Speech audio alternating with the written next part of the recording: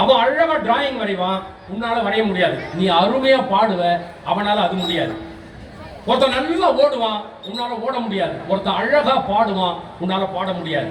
அவனுக்கு இருக்கிற திறமைய பார்த்து பொறாமப்படாத, உனக்கு இருக்கிற திறமையை பார்த்து அவன் பொறாமப்படக்கூடாது. இந்த கம்பேரிசன் அப்படின்ற வேர்டை மட்டும் தயவு செய்து இன்னையோட விட்டுருங்க.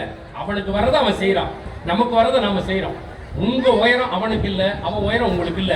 மனிதர்கள் இப்படிதான் வேறுபாடு இருக்கும். ஒண்ணும் இல்ல சார், மீன் தண்ணியில இருந்து பறவையை பார்க்கும்.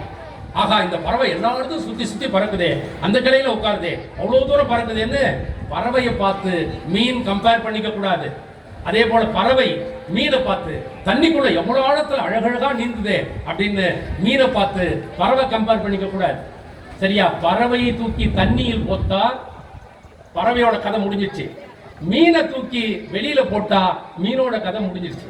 யாரார் எங்கெங்கே இருக்கிறார்களோ அந்த இடத்தை சிறப்பு செய்து கொள்ள வேண்டும். உங்களுக்கு மேத்ஸ் நல்லா வருமா? மேத்ஸ் டெவலப் பண்ணிக்கிட்டே இங்கிலீஷ் முன்னாடியே வரும். ஒருத்தன் இங்கிலீஷ் படிக்கான அவனை பார்த்து பொறாமப்படாது. அவனுக்கு இருக்கிற திறமை அவனுக்கானது, உனக்கு இருக்கிற திறமை உனக்கானது. அவரவர்கள் திறமையை வளர்த்துக்கிட்டே போகணும். திறமையை நீங்க வளர்க்க வளர்க்க வளர்க்க அது உங்க கூட சேர்ந்து வந்துகிட்டே இருக்கும். அதுதான் இந்த கம்பேரிசன் அப்படின்ற இதுக்கு போகாதீங்க. ஆனா இப்போ தமிழ் தான் நான் சொல்ல வருது. இந்த முத்தமிழ்